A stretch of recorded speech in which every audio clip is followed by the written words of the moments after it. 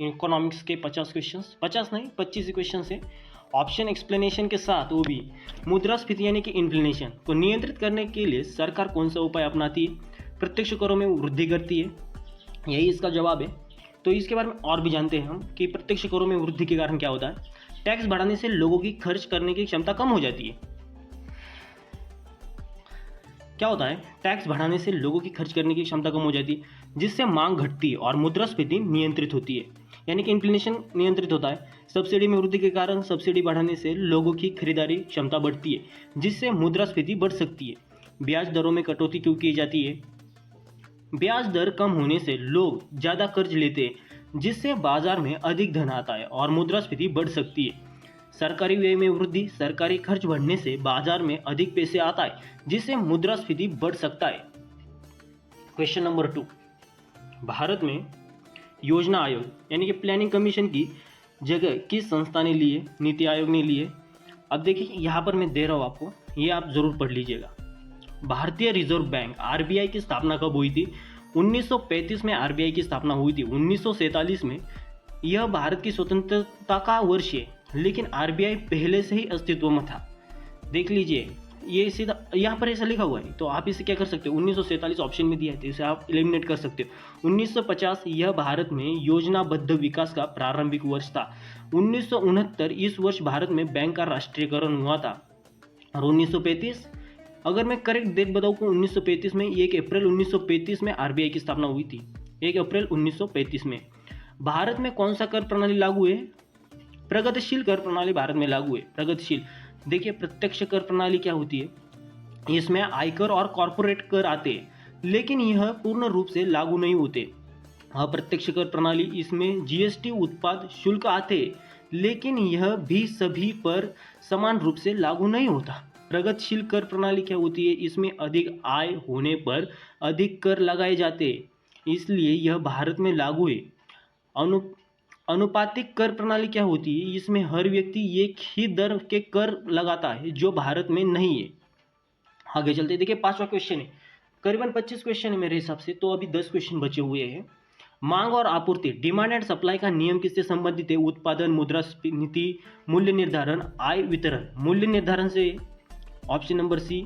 अब मूल्य निर्धारण क्या है, वस्तु की कीमत मांग और आपूर्ति के आधार पर तय होती है। मूल्य निर्धारण जो है वस्तुओं की कीमत मांग आपूर्ति पर के आधार पर तय होती है। देख लीजिएगा, उत्पादन क्या होता है, यह वस्तुओं का निर्माण से जुड़ा हुआ है, लेकिन मूल्य निर्धारण का सीधा संबंध इससे नहीं होता।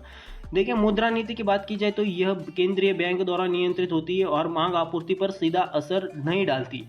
आय वितरण, यह सामान, ये जो है सॉरी यह वितरण, आय वितरण जो है यह समाज में धन के वितरण से संबंधित है, लेकिन मांग आपूर्ति पर निर्भर नहीं करता। भारत में सबसे अधिक राजस्व किस कर से प्राप्त होता है, आयकर, कॉर्पोरेट कर, वस्तु एवं सेवा कर यानी कि जीएसटी। वस्तु एवं सेवा कर यानी कि जीएसटी है। उत्पाद शुल्क, वस्तु एवं सेवा शुल्क इसका सही आंसर है, यानी कि भारत में जो राजस्व सबसे ज़्यादा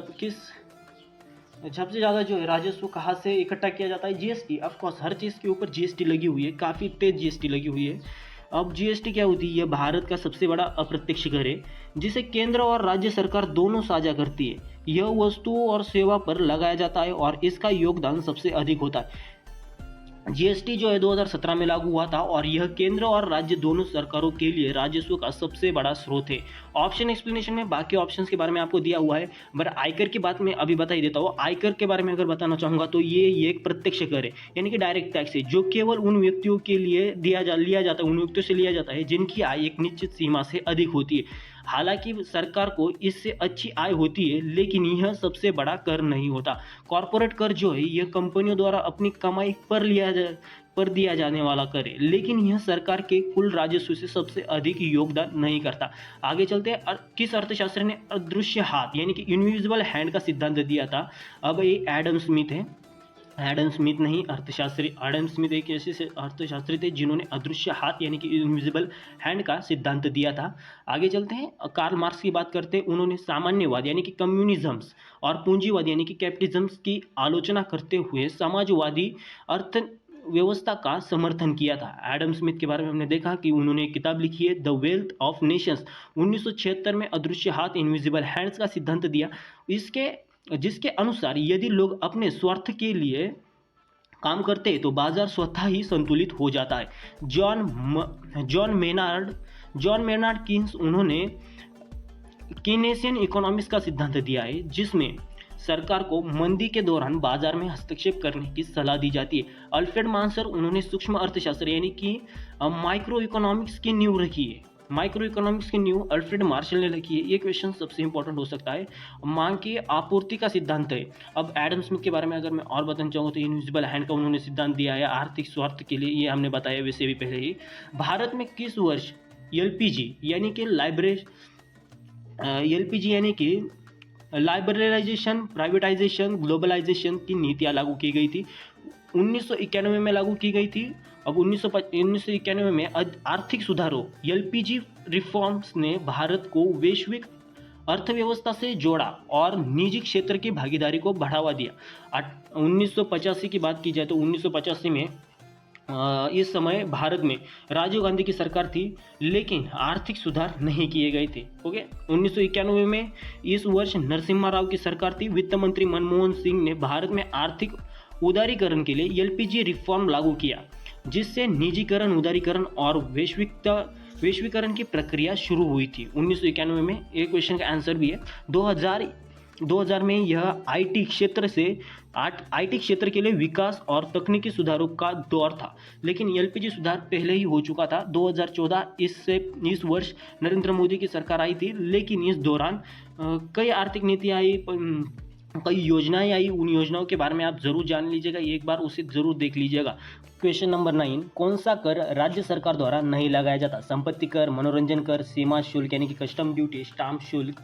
अब देखिए, राज्य सरकार द्वारा कस्टम ड्यूटी नहीं लगाई जाती। संपत्ति कर जो है ये राज्य सरकार द्वारा लगाया जाता है और स्थानीय निकायों, नगर निगम, नगर पालिका के माध्यम से एकत्र किया जाता है। मनोरंजन कर की बात की जाए तो यह पहले राज्य सरकार द्वारा लगाया जाता था, लेकिन अब इसे जीएसटी में शामिल किया गया है। सीमा शुल्क की बात की जाए तो हमने देखा कस्टम ड्यूटी जो है केंद्र सरकार द्वारा लगाई जाती है, क्योंकि यह अंतर्राष्ट्रीय व्यापार, इंपोर्ट एक्सपोर्ट से संबंधित है। स्टाम्प शुल्क के बारे में बात की जाए तो यह राज्य सरकार द्वारा लगाया जाता है और इसका उपयोग दस्तावेजों, संपत्ति खरीद और अन्य कानूनी कार्यों के लिए किया जाता है। अब देखिए क्वेश्चन नंबर 10, सकल राष्ट्रीय उत्पाद जीएनपी की गणना में क्या शामिल होता है? देखिए ऑप्शन नंबर डी इसका सही है। देश के भीतर और बाहर अर्जित सभी आय जो है सकल राष्ट्रीय उत्पाद यानी कि जीएनपी की गणना में आता है, शामिल होता है। देश के भीतर उत्पन्न सभी वस्तुएं और सेवाएं, यह जीडीपी यानी कि सकल घरेलू उत्पाद की परिभाषा है, न कि जीएनपी की। जीएनपी अलग होता है, जीडीपी ये जीडीपी से संबंधित है। विदेश में रहने वाले नागरिकों की आय, यह जीएनपी का एक भाग है, लेकिन पूरी जीएनपी नहीं है। केवल कृषि और उद्योग क्षेत्र की आय जीएनपी में सेवा क्षेत्र जैसे कि बैंकिंग, आईटी भी शामिल होता है, इसलिए यह गलत है। देश के भीतर और बाहर अर्जित आय, इसे GNP is equal to GDP plus विदेश में रहने वाले भारतीयों की आय, भारत में काम करने वाले विदेशियों की आय, इतना सब कुछ इसमें शामिल होता है। देखिएगा, चलिए आगे चलते हैं। मूल्य सूचकांक यानी कि प्राइस इंडेक्स इसका माप करता है। प्राइस इंडेक्स जो है महंगाई दर का माप करता है। महंगाई दर का माप क्या करता है? प्राइस इंडेक्स करता है। बेरोजगारी दर, यह कुल श्रम शक्ति में बेरोजगार लोगों को प्रतिशत दर्शाता है। महंगाई दर जो है मूल्य सूचकांक में सीपीआई, डब्ल्यूपीआई का उपयोग महंगाई को मापने के लिए किया जाता है। आर्थिक विकास, यह जीडीपी और अन्य विकास संकेतकों से मापा जाता है। कर राजस्व के बारे में हमने देखा कि यह सरकार द्वारा एकत्र किए गए कुल करों की एक राशि होती है, जिसे राशि को दर्शाया जाता है। भारत में आर्थिक विकास को मापने के लिए मुख्य संकेतक कौन से हैं? जीडीपी, जीएनपी, प्रति व्यक्ति आय, एचडीआई। इसका उत्तर सीधा सीधा है जीडीपी। चलिए आगे चलते हैं। जीडीपी यह देश के भीतर एक निश्चित अवधि में उत्पन्न कुल वस्तुओं और सेवाओं का मूल्य है। और अब जीएनपी क्या है? यह जीडीपी से थोड़ा अलग होता है, क्योंकि इसमें विदेश की कमाई गई भारतीयों की आय को जोड़ा जाता है। प्रति व्यक्ति आय, यह आर्थिक विकास का एक पहलू दिखाता है, लेकिन संपूर्ण आर्थिक गतिविधि नहीं दिखाता। एचडीआई, ह्यूमन डेवलपमेंट इंडेक्स, यह स्वास्थ्य, शिक्षा और जीवन स्तर को मापता है, लेकिन आर्थिक विकास को सीधे नहीं दर्शाता। भारत में प्रत्यक्ष कर कौन वसूलता है? भारत में प्रत्यक्ष कर जो है केंद्र सरकार वसूलती है। राज्य सरकार है मुख्यतः अप्रत्यक्ष कर जैसे कि स्टाम्प ड्यूटी, वाहन कर वसूलती है। केंद्र सरकार आयकर, कॉरपोरेट कर जैसे प्रत्यक्ष कर केंद्र सरकार के अंतर्गत आते हैं। आरबीआई यह एक वसूलने का कार्य नहीं करती बल्कि मौद्रिक नीति को नियंत्रित करती है। पंचायत जो है, पंचायतें केवल स्थानीय कर जैसे कि गृह कर वसूलती है। भारत में सबसे बड़ा नियोक्ता एम्प्लॉयर कौन सा है? टाटा ग्रुप है, भारतीय रेलवे है, रिलायंस इंडस्ट्रीज है, भारतीय सेना है। देखिए सबसे ज़्यादा एम्प्लॉय कहाँ पर मिलते हैं, ये आंखें बंद कर जवाब देने जैसा है। भारतीय रेलवे में सबसे ज़्यादा जॉब्स निकलती है। टाटा ग्रुप जो है सबसे बड़ी कंपनी है, निजी कंपनी है, लेकिन सबसे बड़े नियोक्ता नहीं, सबसे ज़्यादा देती नहीं है। अब भारतीय रेलवे की बात की जाए तो 12 लाख यानी कि 1.2 मिलियन से अधिक कर्मचारियों को रोजगार देती है। रिलायंस इंडस्ट्री एक बड़ी कंपनी है, लेकिन कर्मचारियों की संख्या इतनी नहीं है, रेलवे के मुकाबले काफ़ी कम है। भारतीय सेना यह भी एक बड़ा नियोक्ता है, लेकिन भारतीय रेलवे के बाद ये आता है जब सरकार के खर्चे उसकी आय से अधिक हो जाते हैं तो इसको क्या कहते हैं, मतलब कि जो इसके खर्चे हैं वो इससे अधिक हो जाते हैं तो इसे वित्तीय घाटा कहा जाता है, इसे फिस्कल डिफिक्ट कहा जाता है। अ, अब बात करते हैं वित्तीय घाटा। वित्तीय घाटा ये कुल सरकारी व्यय और कुल राजस्व के बीच में का अंतर होता है। राजकीय अधिकोष जब सरकार की आय उसके खर्चे से अधिक होती है उसे राजकीय अधिवेश कहा जाता है। प्राथमिक घाटा वित्तीय घाटा से ब्याज भुगतान घटाने के बाद बची राशि प्राथमिक घाटा कहलाती है। पंजीकृत व्यय यह बुनियादी ढांचे और संपत्तियों पर खर्च को संदर्भित करता है। मांग का नियम लॉ ऑफ डिमांड्स क्या दर्शाता है? मांग का नियम जो है वो कीमत बढ़ने पर मांग घटती है, ये दर्शाता है। मांग का नियम क्या कहता है कि कीमत बढ़ने पर मांग घटती है, ये मांग का नियम है, ये लॉ ऑफ डिमांड है। कीमत को बढ़ने पर मांग भी बढ़ती है, यह गलत है क्योंकि जब कीमतें बढ़ती है तो आमतौर पर लोग कम खरीदते हैं। अब इस बात को आप देख लीजिएगा, भारत में योजना आयोग यानी प्लानिंग कमीशन को कब भंग किया गया था? तो 2014 में प्लानिंग कमीशन को भंग किया गया था। 2010 में इस समय योजना आयोग सक्रिय हुआ था। 2014 में प्रधानमंत्री नरेंद्र मोदी ने योजना आयोग को भंग कर दिया और इसके जगह पर अपनी नीति आयोग की स्थापना कर दी। 2017 यह नीति आयोग के काम करने का एक समय था। योजना आयोग पहले ही हट चुका था। 2020 इस समय नीति आयोग कार्य कर रहा था। भारत में कृषि लागत और मूल्य आयोग सीएसीपी क्या करता है? सीएसीपी जो है न्यूनतम समर्थन मूल्य एमएसपी तय करता है। आगे चलते हैं कृषि उत्पादों, चलिए आगे चलते ये देख लीजिएगा। भारत में कृषि लागत और मूल्य आयोग सीएसीपी क्या करता है? जैसे कि हमने देखा, यही वापस वही सवाल है। मुद्रा की अधिक आपूर्ति से क्या होता है? मुद्रा की अधिक आपूर्ति से मुद्रास्फीति होती है, जिसे कि हम इन्फ्लेशन कहते हैं। अब इन्फ्लेशन क्या होता है? जब बाजार में अधिक पैसा आता है तो वस्तुओं की कीमतें बढ़ने लगती है, इसे ही इन्फ्लेशन कहा जाता है। देखिए जब बाजार में अधिक पैसा आया तो वस्तु की कीमतें भी बढ़ने लगी। अगर आपके पास 2-4 करोड़ रुपए है और आप दुकानदार के पास गए तो दुकानदार को भी लगेगा कि आपके पास भी, उसके पास भी थोड़े बहुत पैसे होने चाहिए, तो वो आपको 10 रुपए की चीज़ 20 रुपए में बेचेगा और आपको उसे खरीदोगे भी, क्योंकि आपके पास मालूम है आपके पास पैसा है आपके पास, तो आप उसे खरीदते हो। तो यही मुद्रास्फीति होती है।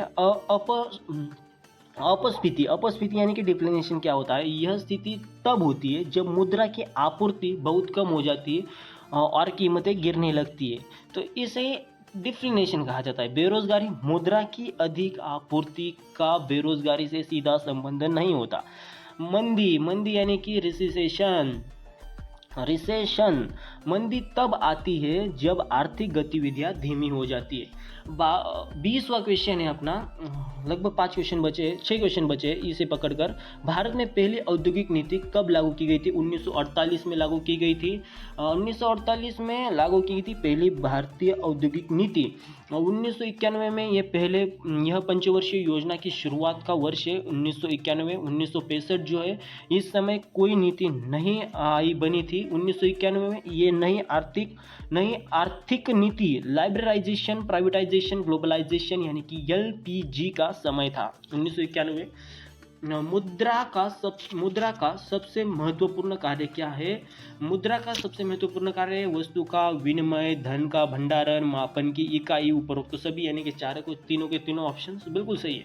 वस्तु का विनिमय, मुद्रा का मुख्य कार्य विनिमयन यानी कि एक्सचेंज का माध्यम बनना है, जिससे वस्तुओं और सेवाओं को आसानी से खरीदा और बेचा जा सकता है। धन का भंडारण, मुद्रा को लोग संपत्ति के रूप में संचित यानी कि स्टोर ऑफ वैल्यू भी रखते हैं ताकि भविष्य में इसका उपयोग किया जा सके। मापन की इकाई, मुद्रा मूल्य मापने और इकाई यानी कि यूनिट ऑफ अकाउंट्स भी होते हैं, जिससे वस्तुओं और सेवाओं की कीमत तय की जाती है। भारत में प्रत्यक्ष विदेश निवेश यानी कि एफडीआई को कौन नियंत्रित करता है? आरबीआई नियंत्रित करता है। ये बाकी आप देख लीजिएगा। गरीब रेखा पॉवर्टी लाइन तय करने के लिए कौन सा मापदंड का प्रयोग किया जाता है? न्यूनतम उपभोक्ता और आय। ऑप्शन नंबर सी बिल्कुल सही है।